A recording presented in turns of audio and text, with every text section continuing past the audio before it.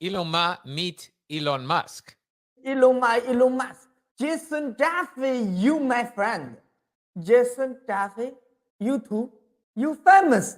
You famous. You famous. No, you famous. You famous. No, you famous. You famous. Yes, we famous. Oh, very good. Very good. Oh, I love you. I love you. Goodbye. Goodbye. Goodbye. Goodbye. Jason Jaffe, my friend. Jason Jaffe, my friend. Goodbye. I love you, Jason Jaffe. Wow. I love you, Jason Jaffe. Wow. Hi, this is Penn. Penn Jillette, Penn and Teller. Big guy does magic, smaller guy next to me. He does magic too. He doesn't talk that much. I want to talk about Joseph Jaffe is not famous. And Joseph Jaffe is not famous. Joseph Jaffe is wicked not famous.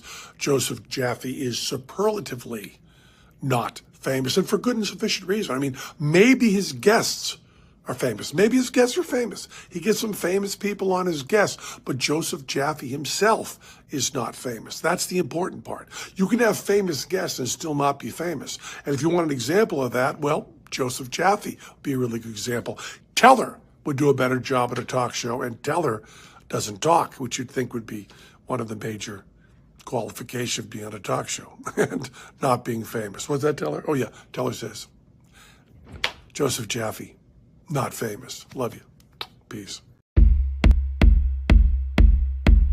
I just want you to know that I practiced this word about 20 times to make sure that I did not mispronounce it. I have a question. Has anyone ever said with all due respect and then not followed up with a zinger? His side of the bed. If I come in and I'm on the other side, he will move it. Yeah, that's it. That's it. Which side do you like? With all due respect, you make a good point. Cheery Oreos! Toasted Oreos! Mute. He's muted. I love what he's saying. He doesn't need sounds. You're so small, squishing your head, Joseph. You can. Do it with me, Joe. With all due respect, you really do look handsome, Bruce. Cheery Oreos! Toasted Oreos! Look at you. You are insane. How did I do that? You're How did I do insane. that? You just made the intro reel. Yes, you did.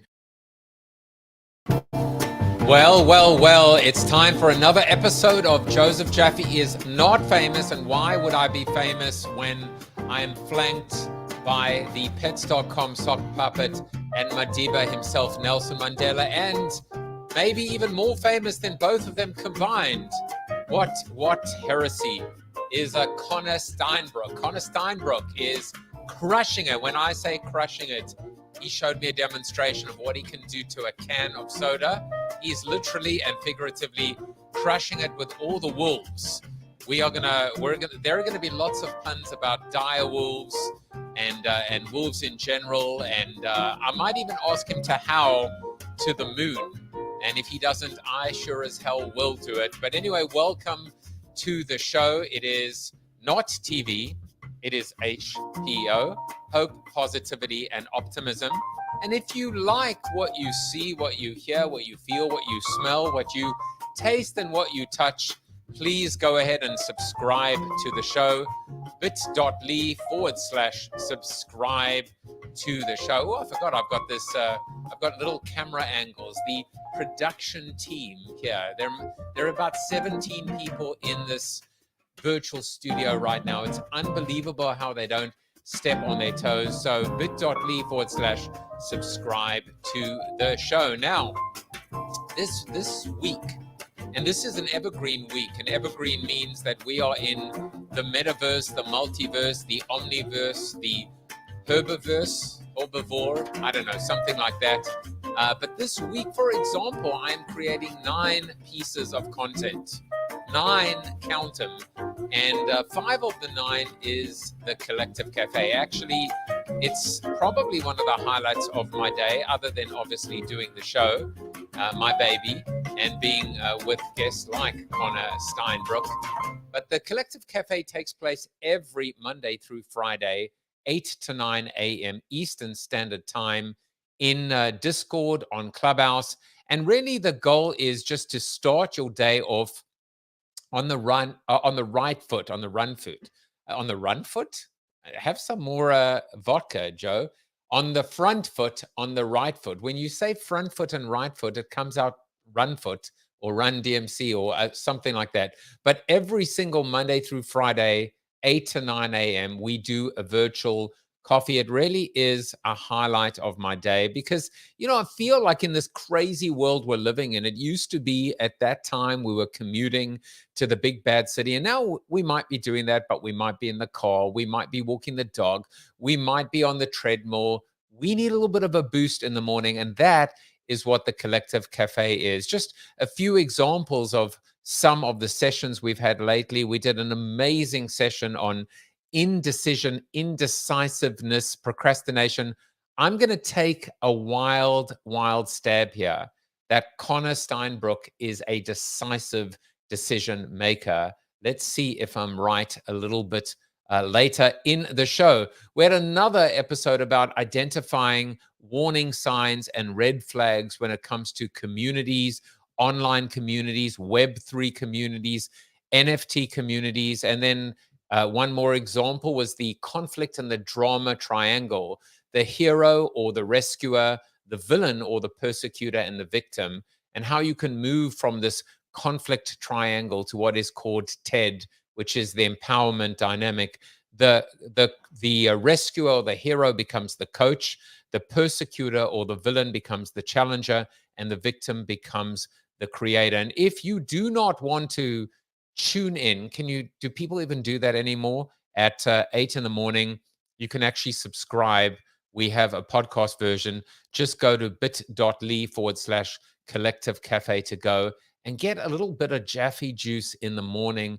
It is alcoholic or non-alcoholic. It has Tabasco or it doesn't have Tabasco. It's basically whatever you want it to be. And so we would love to have you along in our journey. But right now it is time to go down a different path. It is time for our seated soliloquy, which is always connected to my guest. And thanks to Midjourney, I'm having so much fun with AI at the moment. But this one is called Reinvention. Now, it is called Reinvention today, my little seated monologue, because Connor Steinbrook has reinvented himself, not once, but twice in his career. And it's a particular fascination of mine. Why? Because I reinvented myself. I reinvented myself in March of 2020. Gee, I wonder what happened in March of 2020 when I became a talk show host. I said goodbye to consulting. I will never consult again. I even said goodbye to keynote speaking, and it's kind of crazy because I've keynoted in 50 countries, actually more than 50 countries in the world. It was my bread and butter. It was my desire. It was my purpose. It was my why until a new why came along with a capital W, superseding or succeeding the why maybe with a small W. And I think when you find your purpose, when you find your niche, your groove, your why, your North Star, you know it. You don't doubt it. You're not kind of half pregnant when it comes to something that truly gives you that zest, that gets you out of bed in the morning. Think about it this way. Half the time, if we're miserable in our jobs, if we're miserable in our lives, we're up at 2 a.m. in the morning worrying in bed. But when you actually find your why in life, you can't wait to get out of bed in the morning. It really does give you the motivation to get yourself out and hit the ground running. Now, the thing about reinvention is that oftentimes we don't really even get the choice. Sometimes we are forced, we are plunged. We wake up one day and we find out that everything we've built is gone, evaporated overnight. That kind of happened to Connor.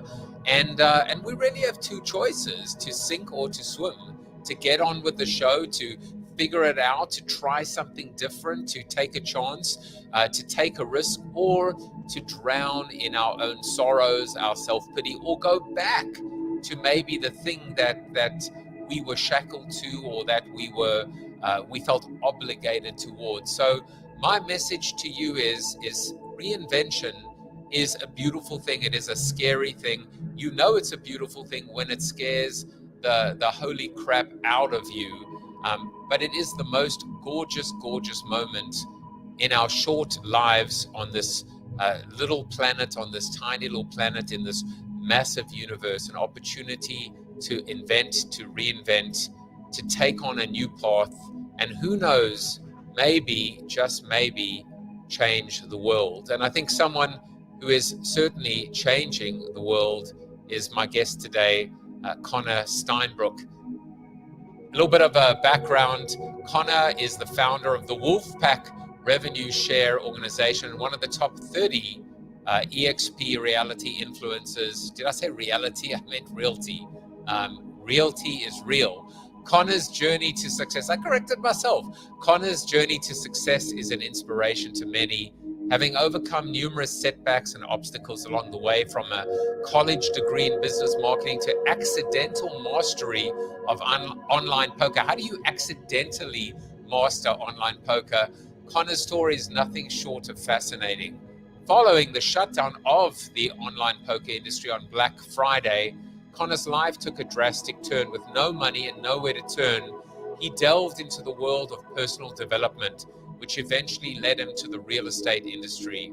Although his initial foray into real estate resulted in significant debt, Connor refused to give up. Instead, he worked tirelessly to build his online presence through YouTube and social media, cracking the code to algorithm success. I love that, algorithm success, and building a successful wholesaling company, flipping houses and owning rental properties. Today, Connor's YouTube channel, Investor Army, is the largest residential real estate investing channel in Texas and one of the top 15 in North America. He's also founded the Wolfpack revenue share organization at EXP Realty, which has grown to over 2,600 agents in under 5 years, making it one of the most successful organizations at EXP Realty. With his expertise in real estate, personal development, and online marketing, Connor has become a sought-after speaker and influencer in the industry. Welcome to the show, Connor Steinbrook. What's going on? What's up, man? How you doing? How does one create something like that? I mean, you are the accidental entrepreneur, and that is a badge of honor, my friend. Yeah, you set a goal for what you want in the future, and then you make an agreement with yourself that you're going to wake up every day and move forward every day towards it, and then you roll with the punches. So lots of times what happens is the success that makes us our massive success from the outside perspective looking in had nothing to do with our initial vision of what we're going to do. So I started out poker, went into real estate investing and insurance along the way, social media, and that led to getting my real estate license and building a global team. But that was never in the pictures in the beginning. It's just pick an idea of the goal that you want. My goal is to be financially free at a young age. And then that was the vehicle. And then all I did was wake up every single day, work on improvement, through self-development and working on myself, but also just doing something to move the ball 1 yard forward each day. And if you do that for long enough, eventually show up at the day in the future that people call as successful. Some people say that's the day when you got lucky, depending on whatever you want to look at it. But that is the key to success. Wake up, show up every day, and move forward. And at some point, you'll get there. You see, I was going to call BS on you until you mentioned the idea of moving the chains, because we know that the real goal and your real goal is ultimately bass fishing. You'll be fishing in the Bass Master Open professional fishing like the NFL. So I don't know, maybe you're a frustrated footballer, but tell us about the fishing. Yeah, that's pretty funny you put that up there. So I was always in sports. I liked to do competitive things when I was little. And one of the things that I did to develop a relationship with my dad, my uncle, and my cousins was we did a lot of things outdoors. We liked to bass fish and go camping and boating and things like that. And then as I kind of got older, just like a lot of you guys, as you go into high school and college, you find out there's other things in this world like ladies and parties and all the things that we get distracted with. And then we get caught up in college and our education. Before we know it, we're getting pushed to go to a 9-to-5 job, and we give up on our goals and dreams as a child. And I had seen something where this busy entrepreneur made it well and made it pretty big in business. And he was able to, the financial freedom of time and money freedom, go back and chase his childhood dreams. and it triggered something for me. I just heard it passingly, and I was like, you know what? During the pandemic, when all the lockdowns happened, I started fishing again, getting outside more because I was trapped inside, and it kind of kicked back in my childhood hobby. And then as I built these businesses, and I had now the financial wherewithal and the means to kind of go and chase my childhood dreams. And so I just started fishing again, and it was a good activity to get outside and be physical, clear my mind, but also do something I enjoyed doing in the busy pace of business. And I just started getting really good at it. And next year I'll be fishing in some of the Bassmaster Opens, which if you guys don't know, that's like the NFL for fishing. It's kind of like the highest level that we can go. So I'll be throwing my hat in the mix next year and swinging for the fences and seeing how I do. But it was because of business and entrepreneurship, going down a very long journey, working hard, going through a lot of obstacles and adversities to get to here where I now have the financial freedom of time and money. So if you guys want to chase your childhood goals and dreams, figure out how to build a residual income. And that's going to give you the ability to go back and chase those dreams at some point in your life. In other words, if you want to achieve your childhood dreams, go fishing. But I'm going to ask you a question about that as well. So when you are fishing, and I have a reason to ask you this question, are you thinking about fishing? Are you present in that moment, or are you thinking about everything else? Are you thinking about the business and entrepreneurship and all your other businesses? It's both. A big part of it's both, actually. So I do think on my business a lot. I think that one of the biggest reasons people struggle in business today is that they don't think. I mean, I guess this has been the biggest problem since the beginning of time, which is why you have books like Think and Grow Rich, right? People drift through life. They have thinking, external environments think for them. That's why they have social media, television, everything around them sending messages to them, and they never have time to unplug long enough to actually think. And if you really go back to like generations past, like, you know, very successful people, they had not only rooms in their house where they had bookshelves, they had thinking rooms or thinking chairs or thinking areas where they literally chose a time throughout the day where they separated themselves and disconnected themselves to where they could just focus on thinking. And I think that's been an art that's been lost a lot. And it's because when you're in the house, you have children, family, other people you're living with. In every room, you have a computer, TV, or something to distract you. And so I do believe that disconnecting, getting outside of external control is very important. So I do spend a lot of time thinking about my goals and what I'm going to do where I turn my phone off. And then also, like, fishing is one of my goals. I do think about what I'm doing while I'm doing it. And then I also just think about life in general. I'm just thinking about my relationships, my health, what I'm trying to accomplish. And it just gives me my alone time where nobody's going to bother me. So you see people wake up early or stay up late, morning warriors or night owls. I think they're doing a very similar thing where if you wake up early, nobody's distracting you early in the morning, or if you stay up late, no one's to distract you. I think it's kind of the same mentality. You just need windows of your day where you're going to be alone in your own thoughts, where you can strategically think about what you're trying to accomplish. Because if you don't do that, you don't have enough focus to stay on top of what you're doing. If you're trying to build something big, you're going to get all scattered out and burnt out, and it's just not going to work out. I love everything you mentioned there. And I recently wrote that piece, as I was showing you earlier, which the whole procrastination and indecision and indecisiveness actually comes from Think and Grow Rich. And that's why I was saying earlier. So let me ask you this question, and I feel like I know the answer. Are you an indecisive person, or are you a decisive person? I am a very decisive person, and I'm just like a lot of successful people. I make decisions quickly and do it. That's the correct answer, right? Do you, before you continue, do you make decisions quickly and then change them slowly? Yes, I very rarely change them. So, like, for example, this is not a flex or stunt. I just bought a $125,000 bass boat within 5 minutes of looking at it, and then my truck I bought within 5 minutes of looking at it. And that's how I make decisions in anything in life, because as you accelerate through your business career, in the beginning of your business, you're just scrambling, trying to survive, trying to find anything and everything that could make a dollar. And you're just trying to make any money, and you have like one opportunity in the business you're working on. As you become successful and you build a brand and you start to make money and people find out about you, then one of the biggest important skill sets is which opportunity are you going to choose as these opportunities come across your plate. And so this is very important to understand as far as like opportunity costs, because one of the biggest things that can slow you down later is if you choose to go down a business. Let's say you had 3 different business opportunities come at you at the same time. One was going to lose money, one was going to break even, one was going to make a lot of money, but they all look good on the surface.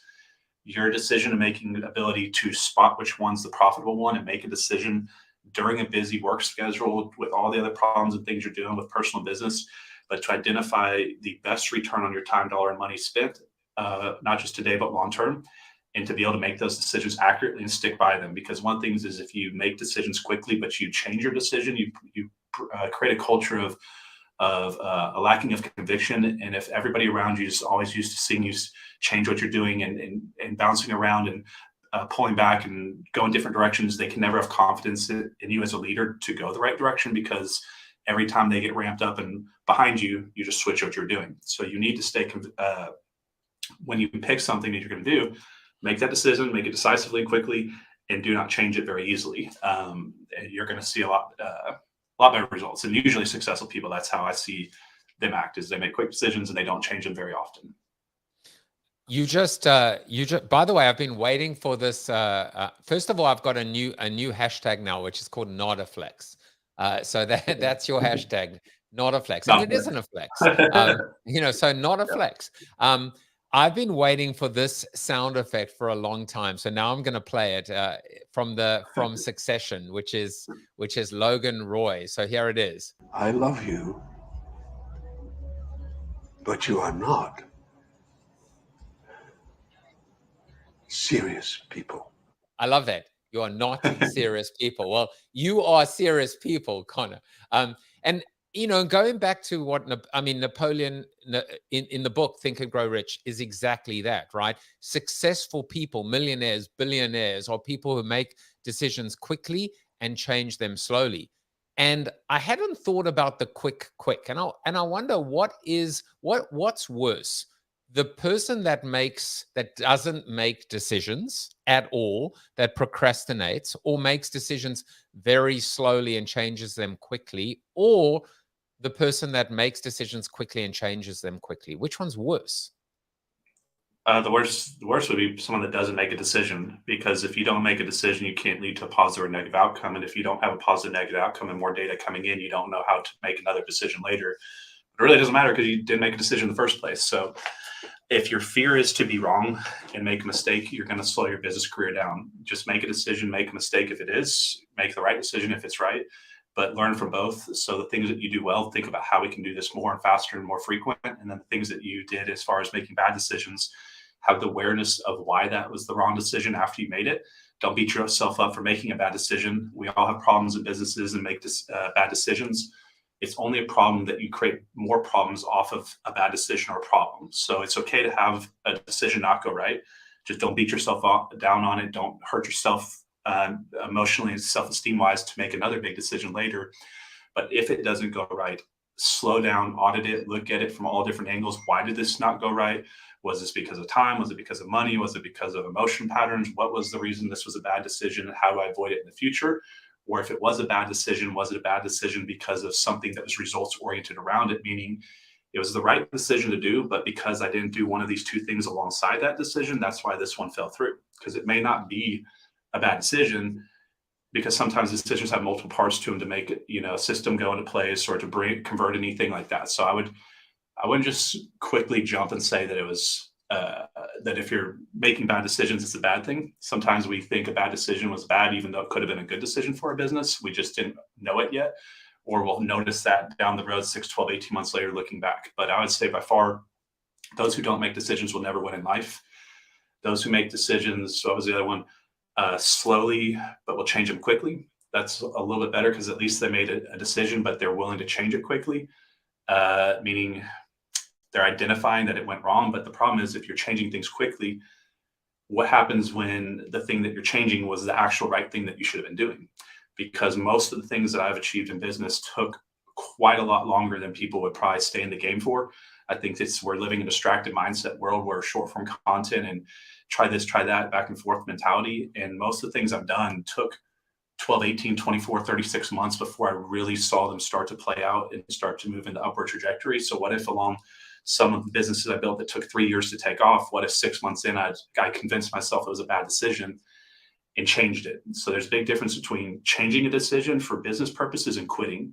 So you need to decide, am I tweaking, am I adjusting, or am I pivoting completely and canceling or quitting on what I'm trying to do? because there's a big difference. Sometimes we're just tweaking and changing things around, back and forth, split testing things, and we'll get it dialed in. And that's a big difference than just overall, I'm not going this direction and just quitting altogether. It's a good segue to talk about this idea of the pivot, the swivel versus reinvention. But in order to get there, we have to go back to online poker. There you are, unbelievable, at the final table of the World Series of Poker. We cannot confirm nor deny that in fact is you at all. But this is what our scouts, our spies, were able to find. But you were one of the top online poker players in the world for 8 years. I would love. By the way, I've always been fascinated. I've loved poker. I've loved Texas Hold'em. When I go to Vegas, I sit down at the table and I say, ladies and gentlemen, I'm here to lose all of my money. I'm not bluffing. I really just give me 2 or 3 hours of watered down doers, and just I take my money, please. It gives me so much joy, and I know that I would be skewered, destroyed by the professionals. So I want to ask you about this period of your life. Tell us the story of how you got into poker, how you accidentally mastered online poker, and then, of course, poof, overnight, it's all gone. Well, after that introduction, I'm going to have to invite you to a private home game that you can come bring as much money as you want to. I'm just kidding. But so like no. Yeah, so like it was one of those moments in life where it wasn't intended. It was kind of like my hobby became my profession. So what really happened was I live in Dallas, Texas, just north of Dallas now, and I went off to the University of Oklahoma. So I was a Boomer Sooner. So Boomer to you guys out there. And I made my parents super proud of me. I have pretty conservative parents, and I got a business marketing degree, but I decided to major in online poker because really what happened was I was in my dorm room and I was watching the World Series of Poker main event on TV, and it was the year Chris Moneymaker won. So some of you guys know Chris Moneymaker. He was the Tennessee accountant. I think he put like $40 into a satellite tournament to win a $10,000 main event seat, which is the big World Series of Poker, the biggest tournament that they have each year. So it's a series of tournaments, but the big one's the main event. And he won that, and he beat a few thousand poker players. And I think he made like something like $2.3 million or something like that. But he did this from a $40 investment. So sometimes when you buy into a poker tournament, the money that you're buying into is either to win cash prizes, meaning dollar amounts, or it can be done to win a seat into a bigger tournament that has bigger cash buyouts. So he satellited in off the internet, from what I understand, off like a $40 tournament, and then won the main event. And what this did was it created this huge explosion called the online poker boom, because every kid's head in America exploded and everybody said, I look just like that guy. He seems no different than me. I can take $40 and sitting in my living room and turn it into millions of dollars. And it created this big boom. And all of a sudden, all this money started going on the internet. Now, before this moment, you had time management issues. I mean, think about a poker table. To deal the chips and to deal the cards with a live table with 9 people on it, you may get between 200 and 250 hands in a day. Well, taking the comparison of technology versus brick and mortar, one table, one time unit relationship, you could play 15 to 20 times as many hands per table on the internet as you could live, because it's immediate, it's automatic technology dealing the cards out, and then take into consideration that you could play 20 plus tables at a time on the internet. So I used to play usually 16 to 24 tables. I put them up on a grid on my computer screen. And so in 1 year, I figured I was playing more than 400 years worth of a learning curve of what a professional live poker player had to do before. So when I realized that I was playing this big of a hand volume, that I could get as many hands in as these people that played for decades ahead of me, I could catch up the learning curve. So that helped my mindset. The second thing is, by playing that many hands that fast, you can learn the game really easily, because you can spot betting patterns and sequences, and you're seeing a lot more data come in and a lot more condensed time windows, so you can spot the patterns as compared to real slow playing here and there. But I started out just playing for small amounts, pennies, and then dollars and tens of dollars and thousands of dollars. And I worked my way up to the upper middle stakes and the low high stakes level. And I got up to playing where I was playing like 5-10 no limit, 10-25 fit with like $5,000 buy-ins. And then every now and then I'd take a little bit bigger shot at some of those higher games. But most of the money I made, Joseph, was playing. I was an upper middle stakes deep stack multi-tabler. So I was playing 400 NL, 600 NL, 800 NL, 1000 NL, but I was playing double stack deep buy-ins. So it's like the upper middle stakes is where I was multi-tabling, but that's where I really made most of my money. But I did that for 8 years until April 15, 2011 happened. And this is a good reason why you need multiple streams of income, because I woke up on that day to find out the online poker boom had been shut down. And there's no way to play on the internet and make a living. And I had one skill set, and it was playing poker on the internet to make a living, and it no longer had any relevancy. And that kind of started a downward turn for me in my life at that moment. All right, so we'll come back to that in a moment. But it's just what a wild story as well. And when it comes, so I'm going to ask you just a few like random questions before we continue with your story. Okay. Obviously, online poker has a very different. It's a very different set of rules of engagement in terms of tells and body language and non-verbal cues.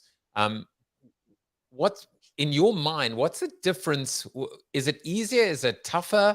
How do you actually read the room when the room is not real?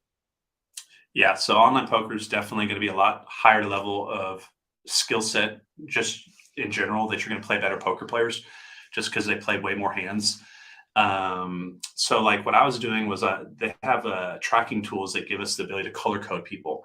So like, let's say Joseph is very aggressive, I can color code him red. But let's say he's very passive, I can color code him blue or something like this. And so what I was doing was I was playing hand volumes and ranges with people where I'm trying to figure out common tells on people that you can pick up on the internet.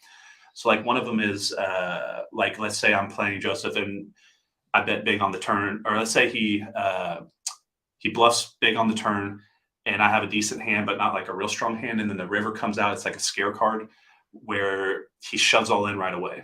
Normally what happens when someone pushes all in real quick on the river is they're bluffing, because if they have a big hand and a scare card pops up, what that means is they're going to think a little bit about in their mind, okay, I want to make sure I get the max value. If I go all in real quick, what if I scare them off and run them off when I could get a quarter pot or half pot or something like this? So usually if they're thinking about it on the river a little bit, a lot of times they're trying to figure out how much they can get out of you, and that scare card hit and they didn't even think about slow down. They just jammed it. It's usually because they don't care. They're just trying to bluff you off the hand. And they don't understand, in their mind, they're thinking the faster I make the decision, the quicker I push in, the more likely it is that I'm so confident that I have the best hand, when in reality, it's the opposite of that. There's situations where like I used to use a tell for a lot of times where like a lot of people play really aggressive these days. So they're going to do what's called a 3-bet open. They're going to raise the pot and they're going to open up pre-flop. Well, whatever the flop is, let's say it's like ace-7 deuce with 2 diamonds, or it comes 8-8-8-10 with 2 clubs, whatever it is, they're going to do what's called a C bet or a continuation bet, and they're going to bet the flop. Not literally 100% of the time. Now, they're used to doing this playing a lot of hands, and they're used to seeing you fold a lot of times.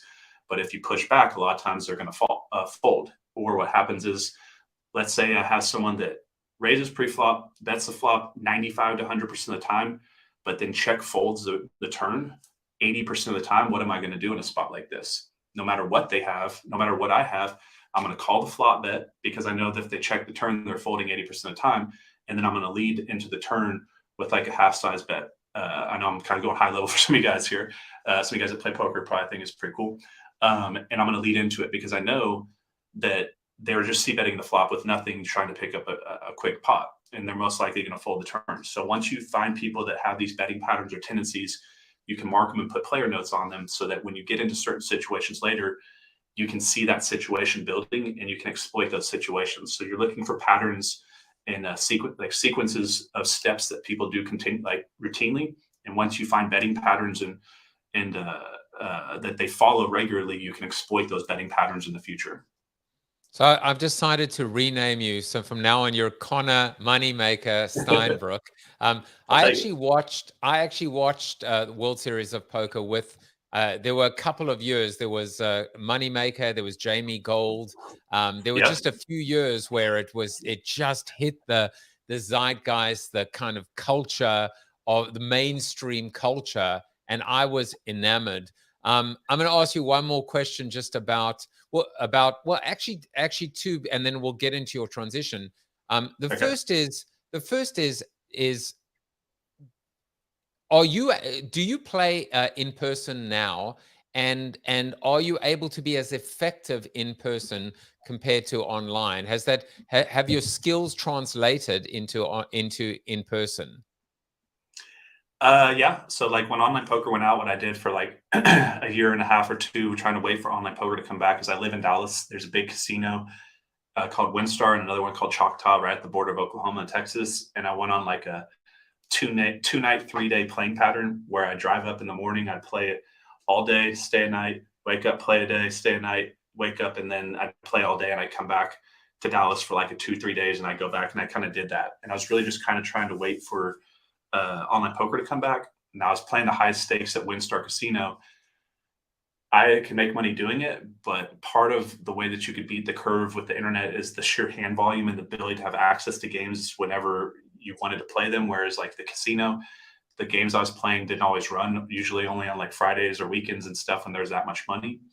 And there's big differences between internet poker and live poker. Live poker has a lot more emotional control to it, meaning people can see you, they can see your face, they can see your body language, your posture, your tonality, and your voice. Are you sweating when you make a bet? Do you sit back and forward? So you have a lot of, you need to have more awareness of body language, how to read tells and guard your tells. And then also you have to be a lot more patient. Patient poker players do better playing live poker, I've seen traditionally, whereas hyper aggressive people do well on the internet because they're always pushing the pace on people.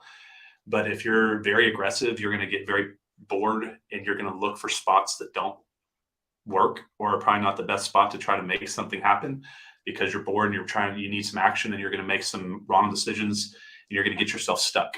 And when you get stuck live, you don't have a lot of hands to dig yourself out of it. So it's easier to go on a downturn and make bad plays, what's called being on tilt, chasing your money. Whereas the internet, I feel like people get stuck, and because they can just play 16, 20 tables and have huge hand volume, they can be more patient to kind of play themselves out of a hole and not make more compounding mistakes off of that, first initial mistakes. So I'd say that patience is a better skill set, and understanding human psychology and betting patterns and tells and things like that, as compared to just mass blasting, high power, just keeping pressure on people over hours on end, which is really one of the better traits to have on the internet. I feel like your story, your unique story, is almost everyone's story or everyone's desired story, because we started off talking about Think and Grow Rich, this idea of the long game, patience, endurance, the marathon, not the sprint. Recognizing, you said something quickly and I didn't want to lose it, which is, how do you know it was the wrong decision? And how many times have you changed your mind, or has someone changed their mind just giving up a little bit too soon, or even pivoting or tweaking a little bit soon? So now let's talk about your reinvention. Suddenly everything is gone, the cupboard is bare, and you have to reinvent yourself. And so I found this quote for you. I always try and find one quote for my guests. You never change things by fighting the existing reality, as opposed to realty. To change something, build a new model that makes the existing model obsolete. So there's something that actually says, I'm going to change, I'm going to pivot, whether it's my choice or not. This, by the way, is R. Buckminster Fuller. But I'm going to do it in such a unique way or a different way that I'm going to almost reinvent. I'm going to leave my mark. I'm going to dance with the wolves, so to speak. Yep. So now let's talk about what happens the next day, and how you move into where you are today. Yeah, I mean, like for a little bit, it was kind of like I went into denial. I think it was such a big situation to happen, because it wasn't like, I'd gone broke playing poker and lost all my money and started over. This was a little bit different. It was taken from me. And it was like I'd spent almost a decade creating a singular skill set that had a value to it that no longer did. And it was, I had tied my entire identity to the poker world. It wasn't just how I made my living. It was all my friends were also professional poker players. Is my entire environment. So it all disappeared, and it happened without warning. So it'd be like real estate agents woke up tomorrow and the U.S. Department of Justice said, guess what? We seized the real estate industry and you have to turn your real estate licenses, all your rental properties, and there's no more real estate business. And so I I made some bad decisions. I was young and naive, and I did not know that good things would not last forever. And I decided that gambling sounded like a good idea. And I built WinStar Casino, is what I tell people, because I basically gambled off pretty much the rest of what I had on blackjack and craps. And I moved back home with my tail tucked. I moved back home with my parents, and I couldn't even move into my bedroom because it was now storage. So I literally had to move into my sister's old bedroom, who's 3 years older than me. I had a bar stool basically as a desk, and I had like an old queen size bed. And this is what I had to be given after I'd had sports cars, diamond watches, the good life at a young age, and had a really good experience. And here I am trying to figure out what happened. And for like a year or so, I played Poor Me. I was going up to the casino and playing live, and really just trying to figure out the mistakes that I made. And the first one was I realized I'll never have one single income stream again. So I created, Joseph, what's called the wealth quadrant.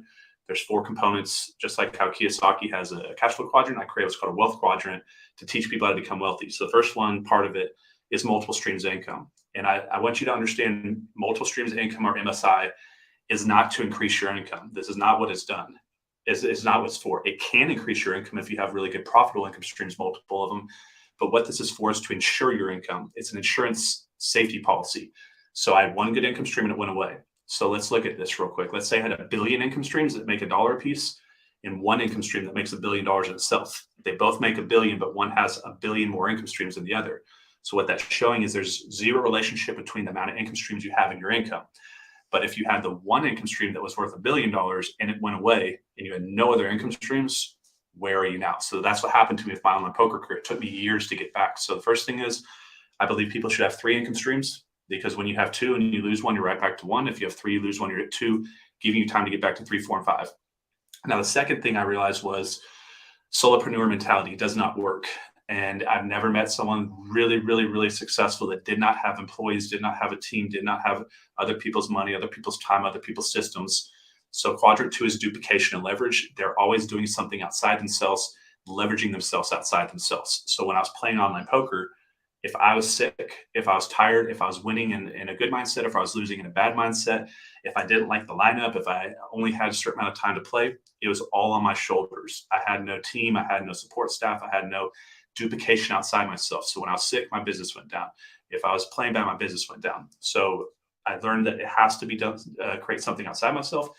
And then the last thing was, you need to work for equity, which is box 3, and residual income, which is box 4. As I was playing poker with these high net individuals at live casinos, I was playing with some really wealthy people, and I kept trying to figure out how they could lose tens of thousands of dollars with a smile on their face. And I started finding out they were all business owners. They all owned, real estate companies or insurance models or something that had, a residual income component to it. They had built a big recurring income team. They had built, had storage units, apartment complexes. And what they all had in common is they had ownership. So they had some type of equity that could expand over time without them putting time into it to make it expand. And then they all had a recurring income stream, residual income, meaning they all had not just the time to go play poker all day, every day, but they also had the money to do so. And that if they lost it, they didn't worry because they had built a residual income stream coming in. So the 4 things I realized I was going to need to accomplish to fix the mistakes I had before was have more than one income stream, work outside myself and leverage myself, and then work for equity and work for passive income. And when I made those decisions, that's when I was starting to go into personal development, self-development. I was reading books like Rich Dad, Poor Dad and Think and Grow Rich, and went down heavily following people like Jim Rohn, Bob Proctor, Les Brown, Zig Ziglar, Earl Nightingale, and went down that path and started reading a bunch of books. And at the same time, I decided I was going to go into the insurance space and the real estate space at the same time. So I got my insurance license and I joined a company called WFG. So some of you guys know who Ed Mylett is. Ed Mylett's one of the biggest names in the game right now. That's where he made his initial wealth, was at WFG. It's an insurance override growth model, similar to how my brokerage here at eXp Realty is. So I'm just going to tie things in for you guys. At the time, I started building a team in the insurance space, and I learned a lot of skill sets over in this business that later, when I built eXp, I translated and brought them over. But I didn't really like the insurance space. So what I was doing was I was teaching myself how to do what's called wholesaling houses. And I had convinced myself to put up all this money on a credit card for this high ticket guru that kind of ripped me off. And before I knew it, I started going backwards. And I was almost $100,000 in debt within 6 months of starting my business. And I pretty much run out of time and money. And didn't know what else I was going to do. And the only thing I needed to do was teach myself how to build WordPress websites, and I was teaching myself optimization, watching free YouTube videos. So I was building out websites, and I was watching my websites go from like page 7 to 6 to 5 to 4. So they were kind of rising up, and I was at a point where I was either going to have to file bankruptcy or fight bankruptcy and pick up a broom and sweep a floor for minimum wage. And I chose to grab the broom, and I got a job working at, as crazy as it sounds, I got a job working at Academy Sports and Outdoors, and I'd work like 12, 14-hour days on my business, and then I'd go stock shelves at night. And I did this because I didn't want to get into a real job. I knew if I got a 9-to-5 job, I may get stuck in a comfortable life, and it would make me stop chasing what I was trying to. And also I knew that if I had just filed bankruptcy before I should have, I would always regret looking myself in the mirror, knowing like, what if, and it's not that, like I say, don't go file bankruptcy. Like if you really have to do it, just don't throw in the towel and take the easy road out. So I took what I considered would be the more difficult route, and I was sweeping floors and build my websites, and I got my websites to rank #1 in Dallas for some of the biggest keywords, like We Buy Houses Dallas. And before I knew it, I started generating a lot of leads on the internet and from a few other sources. And I went from working for minimum wage to like I had a week where I made like $100,000 in a week. And I was able to get myself out of debt. And I went into from like wholesaling houses. I started having some working capital, and I was good at marketing at this point, like finding deals at a discount. So I started flipping houses, just like you see on HGTV. I'd buy broken down houses, run down junkers, and I'd renovate them, put them back on the market, sell them. And then I started getting back financeable, and also teaching myself creative financing along the way, where I could buy houses direct to the seller with getting them to seller finance the house. And then I started being able to get back and get loans and work with other, loan types of products and things like that. So then I went into owner financing, creating selling notes, partial notes. I dabbled around in mobile homes, on land and inside of parks. And then I bought land deals. And then along the way, I started my Investor Army channel, which kind of took off. And I just started filming on Investor Army. Here's the problem that I'm facing or just faced, and here's how I corrected it, and here's how you can fix this in your business. And I just kind of started filming videos like that, and it kind of took off. And that was kind of like what led me to getting approached with the EXP stuff. So I know I said a lot there, and I go to cover a lot, but that's kind of how it got led up to like that moment when I was on YouTube. Yeah, so I'm going to call bullshit again, only because I think the whole wolf thing, the whole werewolf thing, is a smokescreen. I'm convinced that you're actually a vampire because you don't sleep. It's clear you don't sleep because of this drive inside you. So the wolf thing, I'm not buying it, but the vampire thing, Connor, as you're talking, I'm almost thinking in my mind, like I want to dissect him. I want to dissect his brain in a non-serial killer type of way. Let me just, because I see certain skills, and I'm looking and I'm going, to me, you're the typical poker player. The attention to detail, the analytics, the almost photographic memory. And then I see other skill sets like a competitiveness to you, the will to succeed, the want to win.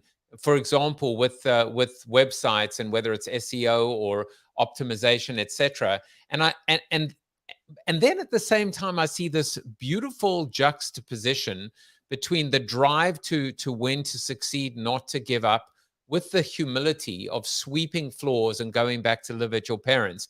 It's unusual to find the balance between the drive, the passion, the perseverance, the competitiveness, but also recognizing that you needed that humble confidence, right? That ability to be so extreme, to believe in yourself so much, but also have the humility that doesn't get the better of you, because if it does, it becomes the arrogance, the hubris, and you're doomed. How did you find the balance to reconcile these two almost opposing forces? Yeah, like the first time I had success, you probably heard the term like new money and old money. So like I had it and I lost it, and I realized like a lot of times, like when we make money, we have all these cars and jewelry and impressing our friends, that it's going to make people like us more, and we're going to have more. It's actually kind of opposite. People resent you for being successful, even if they don't kind of say it. And then it also creates some like weird social dynamics, like with your personal life and your family, extended family, things like that. So like I was young and stupid when I had my money the first time, and I blew it in probably ways I shouldn't have. And so the second time, so I did get humbled, right? So I had it and I lost it. So they have that saying, it's like, it's better to have it and to lost it than never have it all. I don't know about that one because Not we so had it much. and you lost it. I'm like, why do people say that? Because I had it and I lost it, and I really wish I had it back. And it's not going to be easy to get it back, and it sucks a lot worse to not have it. So it's just not true. But what happens one time is once you've had success one point, you know how success happens again. And so I was successful with the online poker world. So that's why it's so important that you guys just need to have success one time in something, because it'll lead you to have this self-esteem and confidence within yourself that you can become successful again. So that was always in the back of my mind, that I didn't lose my career. It was taken from me from regulation changes. So like I still had the belief that if I did something over time that I'd figure it out. And there's just like one very simple thought process in life has always helped me become successful, which is, as I grew up, I saw people around me driving cars, living in houses that I wanted. And I just knew that they were born just like I was, in this world just like I was. And not all of them came from getting lucky or having gifts. And if there was a way that people that did not get lucky, did not have gifts, special opportunities given to them, but there was a way that this many people could show up at a later part of their life and have these things, then I'm just like them. I was born with a heart, blood, my body and mind, and goals and everything like this that they all had. That the only difference for me getting there is two things: time, work ethic, and really three things: time, work ethic, and skill sets and knowledge. So if I just show up every day over a long period of time, meaning have a strong work ethic, and I constantly focus on improving myself, gaining skill sets, eventually I'm going to gain enough skill sets like they did, and I have to have the results that they did at some point. So I've always had this undying belief that no matter what it is, if I do it for long enough, and I'm actually proactively attempting to improve my skill sets around what I'm doing, whether it's sports, like football or baseball, basketball, or hobby, even like I'm doing with fishing now, or poker, or even with business. It is, you wake up every day and you move forward, you adjust off of the things that you've done right and wrong, trying to do more of the things you've done right, less of the things you've done wrong, and more efficient on those. And then constant pursuit of finding more relationships, partners, and mentors in those same industries, and then acquiring them as many skill sets as you can, as fast as you can. And if you do that consistently and you never stop, you will show up successful. Period. There is no, and you nailed it. You nailed it. It's not just putting in the reps where it becomes, the Einstein's definition of insanity, doing the same thing over and over again, expecting a different result. But it's the continuous improvement. I want to touch briefly on the other thing that you said, which is it was taken from you. It was taken from you. You didn't lose it. It wasn't of no fault of your own. I think in that moment, you could have been the victim. Oh, woe is me. Why did this happen to me? I'm so unlucky. It's not fair.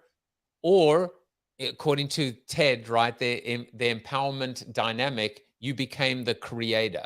You made things happen. You took your fate into your own hands.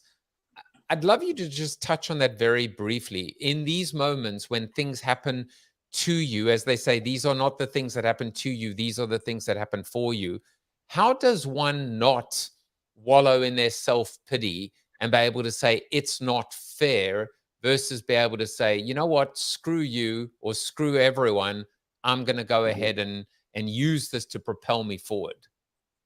That's a good question. Like at the time, I actually kind of did fall into like that trap a little bit. So like now, in the later part of my career, as I've been out of this, I have a really fast bounce back time, meaning when bad things happen, I bounce back almost immediately because I know it's a waste of time to focus on them. But at the time I spent like a year or two, and this is really kind of a moment I needed in my life. And some of you guys are going through some really dark times, and the storm does not last forever. It will go by at some point. But when you're in the middle of the storm, it doesn't feel like it's going to go anywhere for a very long time. You feel like you're trapped in something you can't get out of. And I actually got to a point where like I did get trapped up in my mind and my thought processes, where I got into a deep, dark depression, and I felt that my best days were behind me, and that my future was never going to be as good as my past. And it led me to get to where I was in a suicidal moment in my life. I actually almost took my life at one point. That's how bad it got. And then what happened was I realized that we have an internal and external view of things.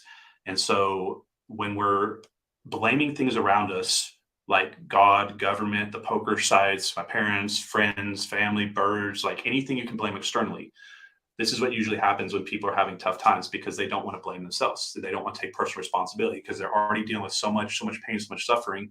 The last thing is they want to put more on themselves and take personal accountability and responsibility for it. So the problem is when you're blaming things around you, it is you're giving up all your control and power to the things around you to change, for your life to change. So it's going to be the poker sites, government, my parents, everything else around me is going to have to change for me to change. Instead, what I did was said, I'm going to change internally and look at things differently, and externally things are going to change around me. So for example, I started shifting my mindsets from, oh my gosh, I took such a bad break to poker. These poker sites screwed me over. The government screwed me over. Instead of having that thought process as a victim or being defeated, I shifted it to the mindset, which is, I had been given a big enough blessing and I had made enough money during this time. If I was smarter with my money and invested into real estate, I would never have to work again at my early ages of 20 or so, in my early 20s. So I started shifting the thought process into personal responsibility, because now when it's my fault, I can actually have the control to change it, which is very important to understand here, guys. You hear people say, take personal responsibility, but they don't really give you the why. Because if you don't control everything, it's not all your fault. You cannot control it and you cannot change it. Now, the second thing is, I want you guys to understand these blessings, well, that's what they are. These adversities or problems that you think are problems are actually blessings and gifts to you. And there's, so if you look into Bob Proctor, he's a big talks a lot about what's called the law of polarity. So the law of polarity is essentially states that there can't be one without the other. You have to have an equal and opposite reaction. So you have an up and a down, a left and a right, an inside and outside, hot and cold, day and night, positive, negative. And this really hit hard for me when I understood this. And usually in business and in sports and relationships, we look back at the polarity years later, looking back at the positive side, but we feel the emotional negative side while we're going through it. So while I was at rock bottom and everything was happening to me, I felt, instead of for me, I was, deep, dark depression, almost suicidal, blaming the world for all my problems, hated living life, feeling horrible all day. When in reality, that what I thought was the worst moment in my life was actually the single best moment that had ever happened to me, because it broke down the long-term path I was going in poker world, which would not have been broken. It broke that pattern and let me move to a different direction in life, which led me into real estate, which led me to, building an investment company, to getting on the internet, which allowed me to meet certain partners that I now run one of the largest real estate teams on the planet, all because of that moment that I thought was cursing me at the moment, but now looking back was the biggest gift I had. So what I want to challenge you guys is, at that moment, it didn't seem like it. I wanted to almost leave this world. That's how bad it was. But if you're going through something horrific, I want you to understand that it's these things that in hindsight later that you realize when you overcome them, you build your self-esteem through, you build your belief in yourself that you can go through and accomplish more. So when you're going through these tough times right now, guys, I know it's not fun to go through. It's like being sick, but once you're done being sick, you're going to be stronger after it. So just understand this is not going to last forever. That's going to seem like that. It could last for years. But when you battle through and you don't give up and you don't quit and you fight through and you push through, on the backside, you're going to be a different person, an evolved person, a stronger person mentally and physically, that you can handle bigger problems, which is what it's going to take to handle a big business or anything big worth achieving in life. So, yeah, you're going to get another air horn for that, and you might even get another one when we talk about some of your records you've broken. But here is an offer, an invitation to everyone watching, which is, remember what Connor said today. He said, not if, but when you overcome them, you're gonna bounce back stronger than ever before. And so do that, and if it doesn't happen when you overcome, not if, but when you overcome, I'm gonna invite you to Connor's house. The three of us are gonna have, we're gonna play poker together. You're gonna lose your money, and so am I, but still, we will.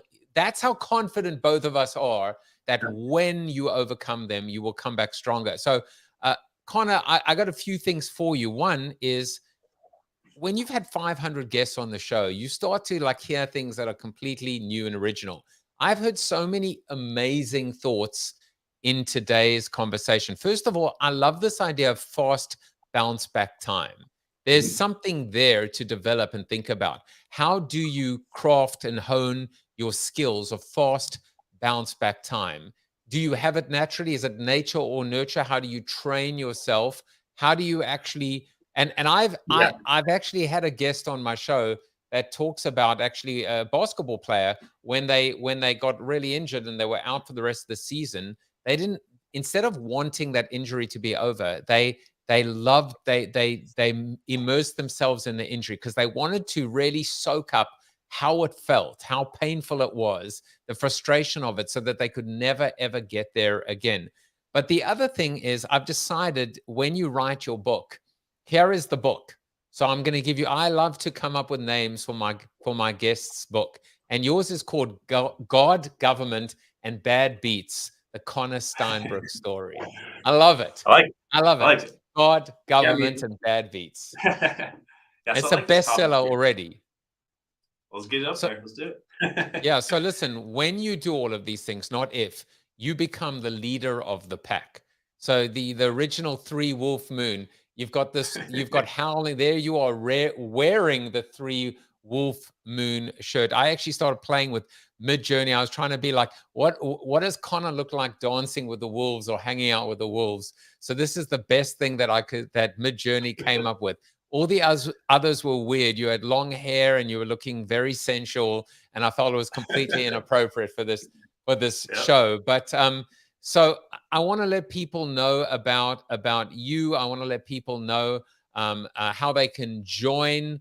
And I think we've got like some hot off the press, which is pretty amazing. This is where I think you're going to get yet another air horn. But last month, which of course you may be, forget about last month because you could be watching this in the future, but in May of 2023, Wolfpack Org became the #1 net growth organization at EXP Realty globally. Did I say reality? I keep on saying reality realty. Is reality real? I don't know. So anyway, you know what, whatever. Get the air horn as well. I'm also just going to put this up and give you just a moment to talk a little bit about it because you're not done. I feel like you're just getting started. Your goals, I mean, to hit 10,000 agents globally, to be #1 in 2023 net growth at EXP Realty globally. I think have you hit that already? To get your YouTube channel to 10,000 followers in the next year. There's something that doesn't feel like head in the clouds, BHAG, that this is kind of what drives you, your ability to set big goals and not be afraid to fail, but more importantly, not be afraid to succeed. Yeah, I mean, if you have a goal to go to 50 agents, then you hit 50 agents, you hit your goal, but is that a goal that you wanted to chase? So you have to have a huge goal that keeps you motivated when things get tough, because if the goal's not big enough, you're going to back off. You're going to go to like grass is greener mentality. But yeah, we can go into all that. Let me kind of just go back to touch on like bounce back time for you, and we'll work back up to like the kind of all the EXP stuff and the numbers and things that we're doing. So like you asked about like what creates fast bounce back time. So like when I was a poker player, I learned really quickly the term what's called tilt.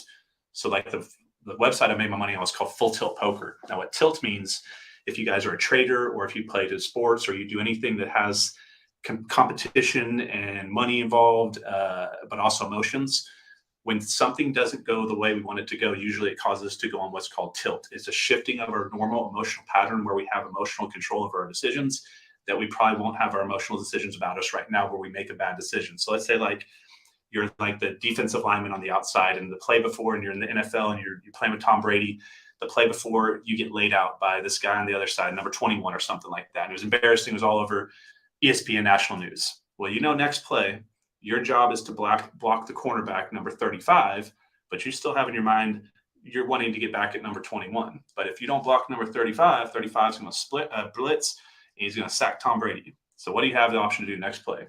Emotional mindset decision-making processes or logical decision-making process. Now, the logical mindset would be, for months we practiced this play. I know exactly what I do. Logically, I know what the best decision is for the business, which is I'm going to block number 35. Now, because I was emotionally embarrassed to play before, I'm going to act off emotions, not logic this time. And I'm going to crush number 21 because number 21 crushed me last play. And then they say hike, and you go crush number 21. He's laying out embarrassed, and you're like, that's right. And then you turn around, Tom Brady got crushed too and tore his ACL, fumbled the ball, you lost the game, and everything's messed up because you didn't do what you're supposed to. So the point is that if we have anything to do in business, we have a decision based off an emotional mindset or a logical mindset. And the more decisions that we make off of emotion versus logic, the slower we're going to go. And so what I realized was that tilt is when you're losing, you're making bad decisions, you compound bad decisions. So the first thing is you need to have emotional control and emotional awareness that if you're playing with a bad mindset or you're playing with a broken mindset, you can increase your losses or compound the losses or problems that you already had.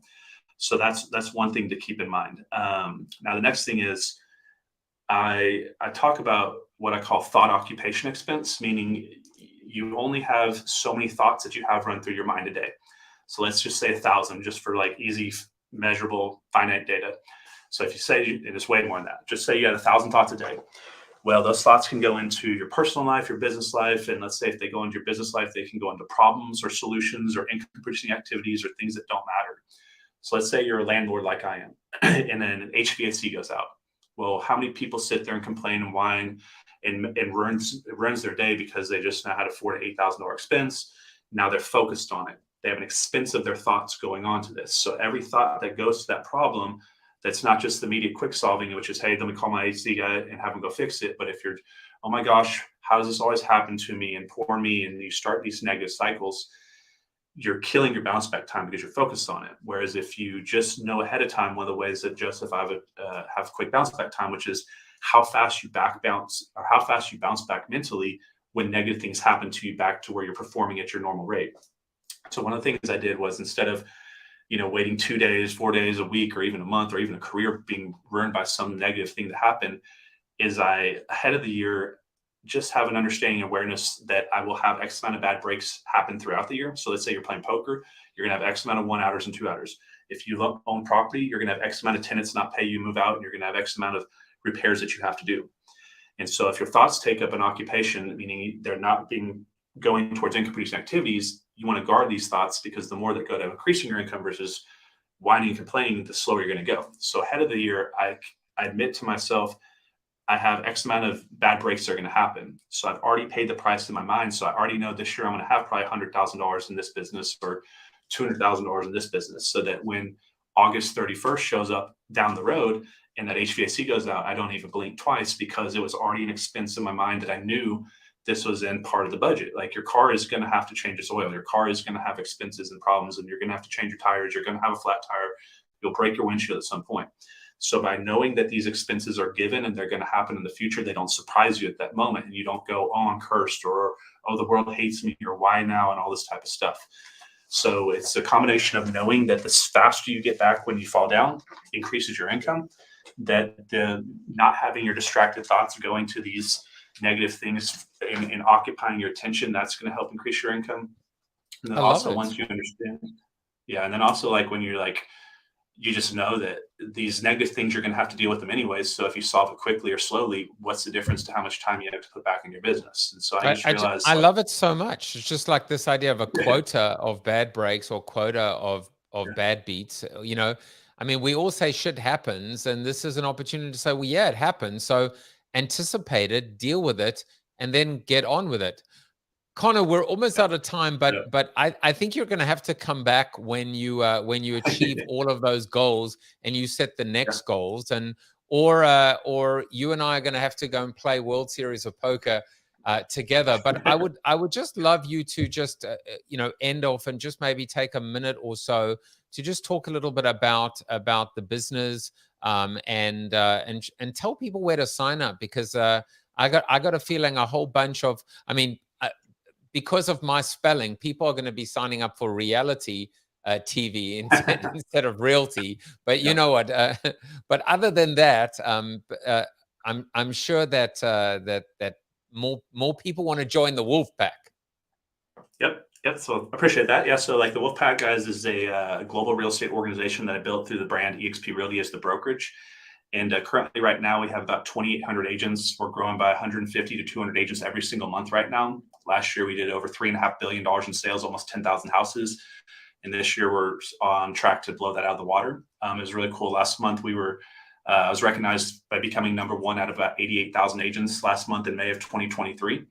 And currently, for the year, we're right around third or fourth, depending on the month, how it bounces back and forth. But what we did was we created a global family. So if you think about Wolfpacks, they're intense. A lot of people think we're like this aggressive team, but really the truth is, like, a Wolfpack is a family, and They run together, win together, and we have the mentality within our group. We'll accomplish more together, working together, than we can as a lone wolf. Is really the kind of mentality behind it.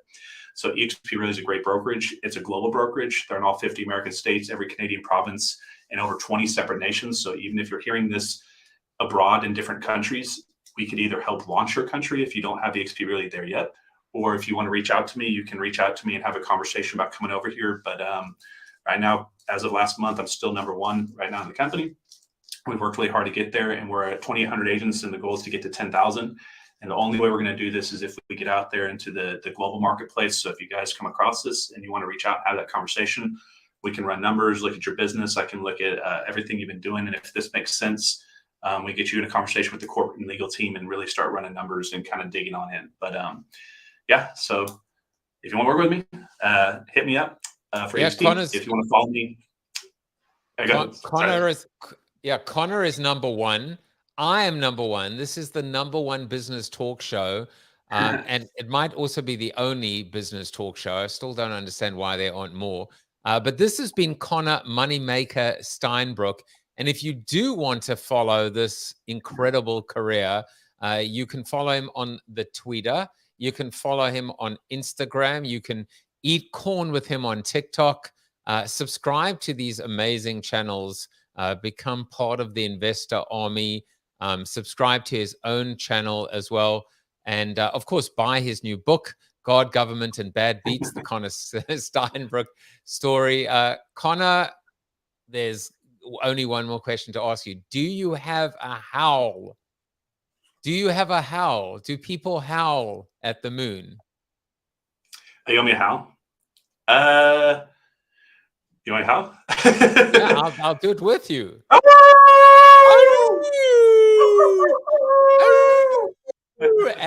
And you know what?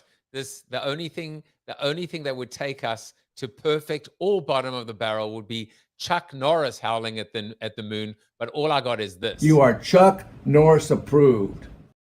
And we will be back soon. Take care, everyone. Bye-bye. Awesome.